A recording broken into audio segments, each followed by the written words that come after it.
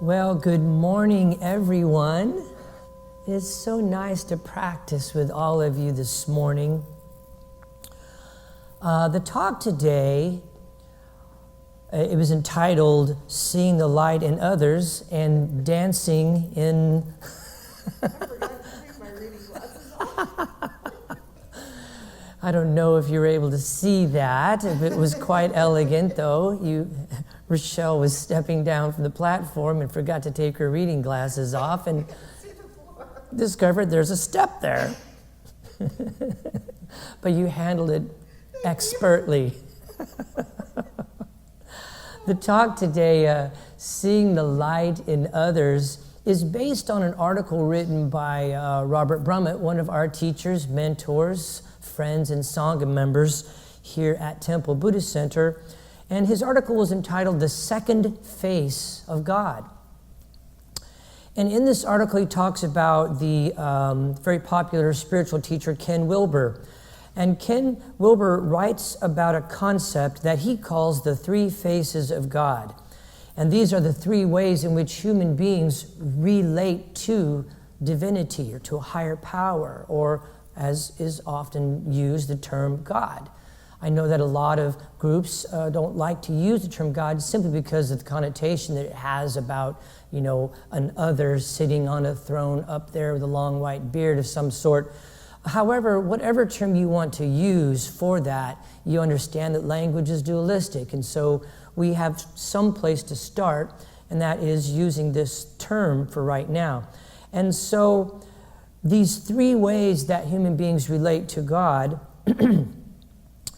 or three ways of facing God, if you will, even, are known to us, especially if you're a writer, as the three voices. So in other words, God is self, or first person, me. God is the great other, as second person, or you. And of course, God as the source, or God as basically third person, or it. So the manner in which we choose to face God deeply informs our spiritual practice. God as first person or self is the foundation of most Eastern meditation practices.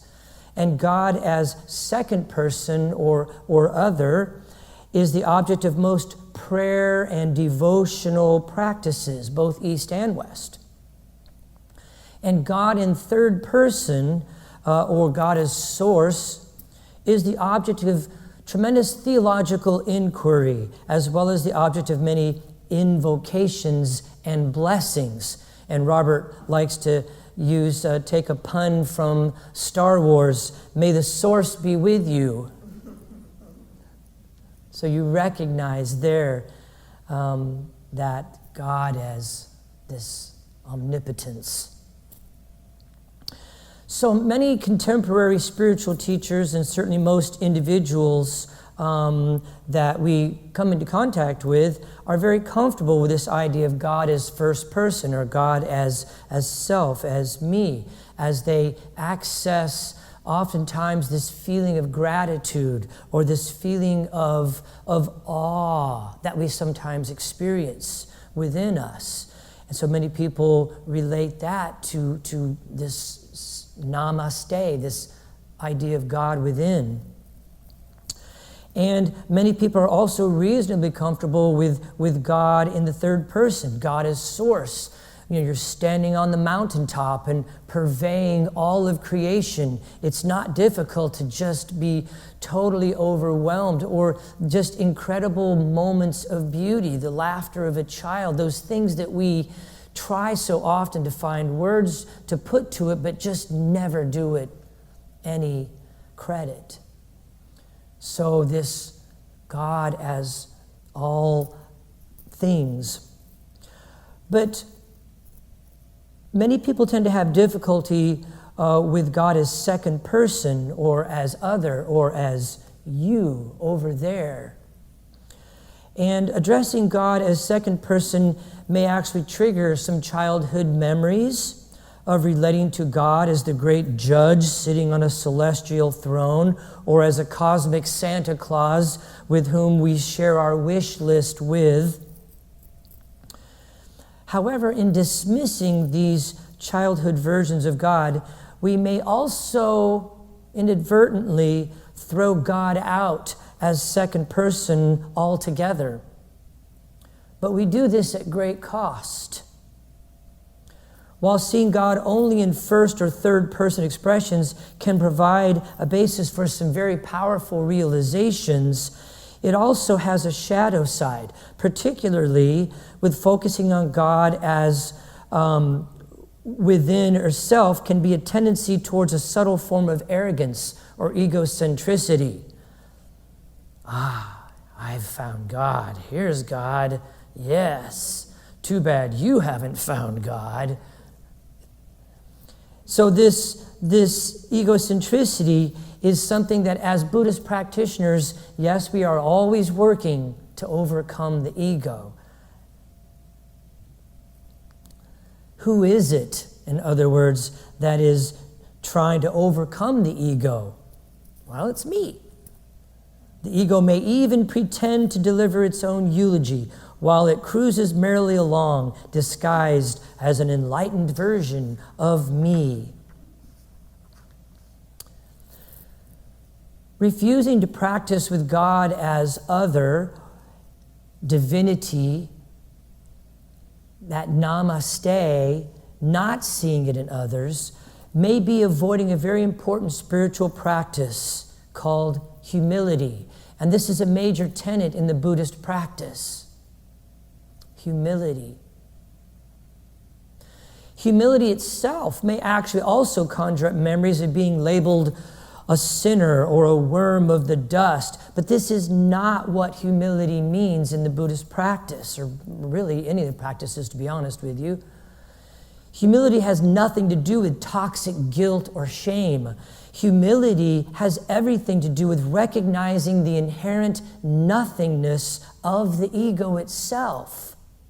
Humility is seeing the ego for what it really is, simply a mental construct installed by our family, our culture,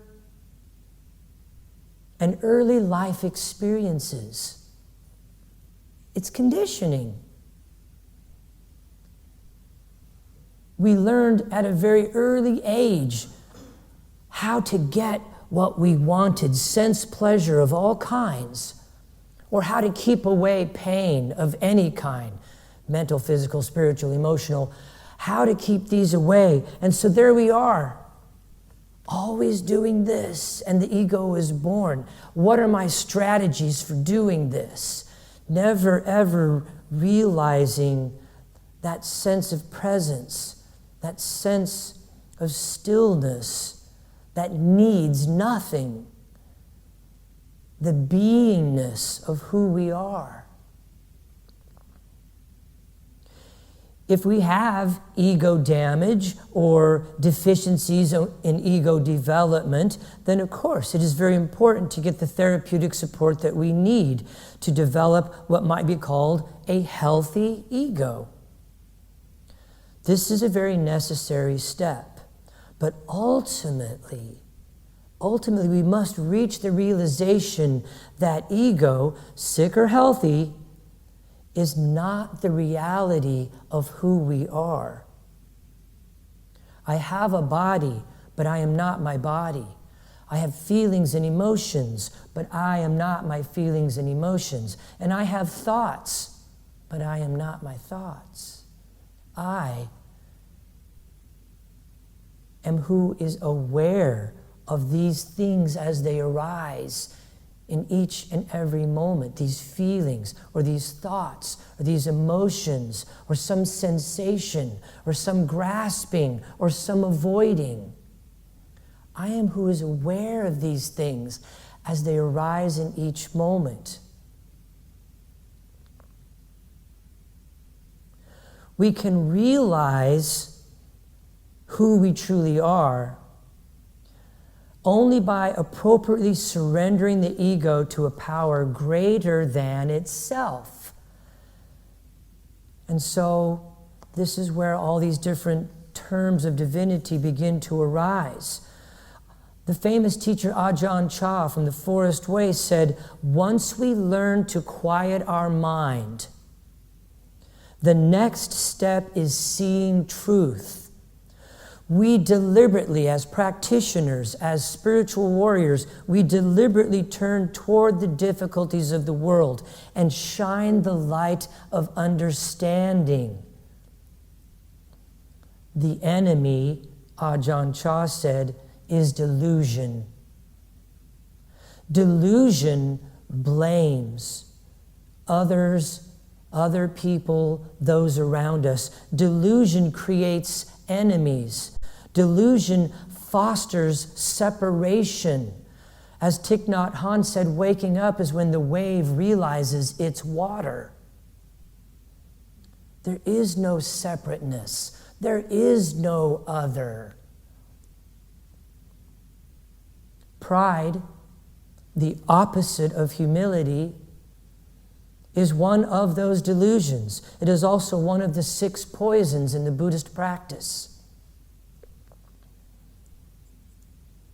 I'd like to share this brief reading for you from, this came from a section in the sutras.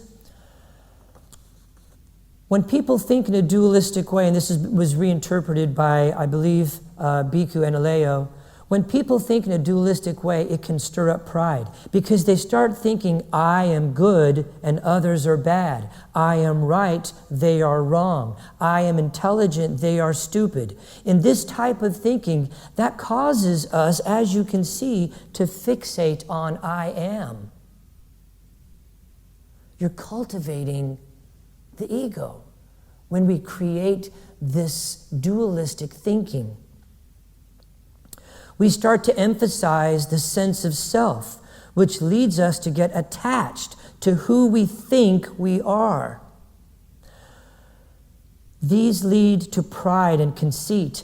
And in the Nipata Sutra, the Buddha stated this: by being alert and attentive, the yogi begins to let go of cravings as they arise.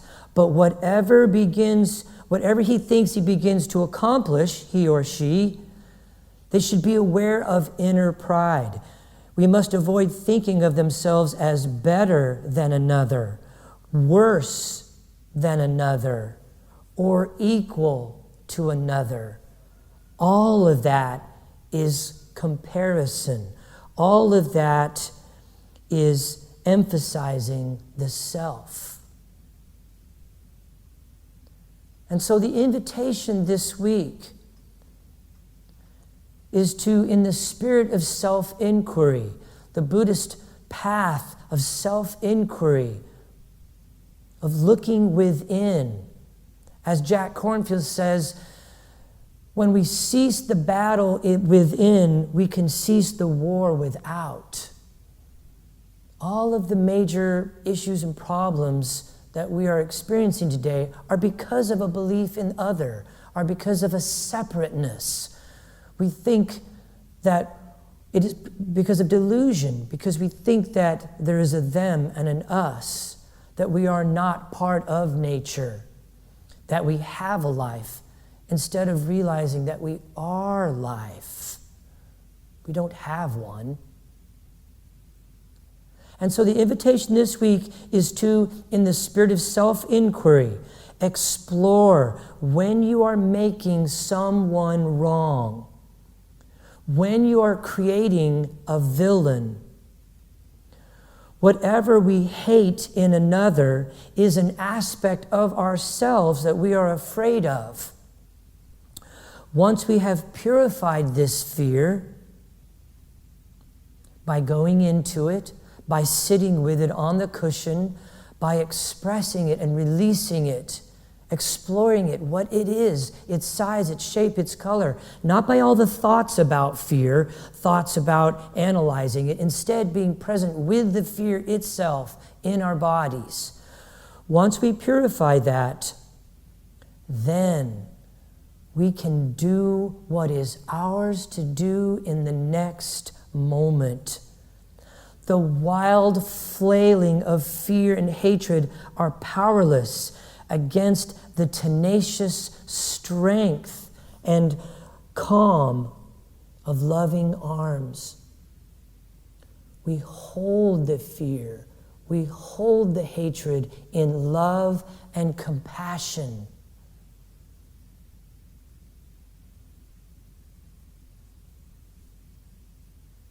And that's what we then bring to the world. Not more fear, hatred, and anger, but more love, compassion, joy, and equanimity. So never underestimate the power of a person sitting with fear on the cushion. Many people think that you should be out protesting, you should be out doing something. What's the old adage? Don't just sit there, do something. And the Buddhist practice is don't just do something, sit there. Purify the fear and hatred, and then you can bring that in whatever it is you are called to do. If you go to a protest, if you write letters, if you call your congressman, if you're sending money to organizations, if you're going out to parks and cleaning up, we do all of these things from a place of love and compassion with an open heart, because you do it because you are simply moved to do so, not because there's a villain, not because there's an enemy, not because there's a them and an us. Whatever you do from that place has karmic repercussions. Because if you put more fear and hatred out there, then there's more fear and hatred out there. So I want to close finally with what I feel is a poem by Thich Nhat Hanh, and I feel that this poem epitomizes this understanding of other, of seeing God in other, realizing that ultimately there is no other. We are all one. There is only one consciousness, one awareness. And so this is the poem by Thich Nhat Hanh, Call Me by My True Names. Do not say that I will depart tomorrow. Even today I am still arriving. Look deeply. Every second I am arriving to be a bud on a spring branch, to be a tiny bird with still fragile wings, learning to sing in my new nest, to be a caterpillar in the heart of a flower, to be a jewel hiding itself deep inside a stone. I still arrive in order to laugh and to cry, to fear and to hope. The rhythm of my heart is the birth and death of all that is alive. I am a mayfly metamorphosing on the surface of the river, and I am the bird that swoops down to swallow the mayfly. I am a frog swimming happily in the clear water of a pond, and I am the grass snake that silently feeds itself on the frog. I am the child in Uganda, all skin and bones, my legs as thin as bamboo sticks, and I am the arms merchant selling deadly weapons to Uganda. I am the 12-year-old girl refugee on a small boat who throws herself into the ocean after being raped by the sea pirate. And I am also the pirate, my heart not yet capable of seeing and loving. I am a member of the Politburo with plenty of power in my hands, and I am the man who has to pay his debt of blood to my people, dying slowly in a forced labor camp. My joy, like spring, so warm it makes flowers bloom all over the earth. My pain, like a river of tears, so vast it fills the 4 oceans. Please call me by my true names, so I can hear all my cries and laughter at once, so I can see that my joy and pain are one. Please call me by my true names so I can wake up and the door of my heart could be left open, the door of compassion.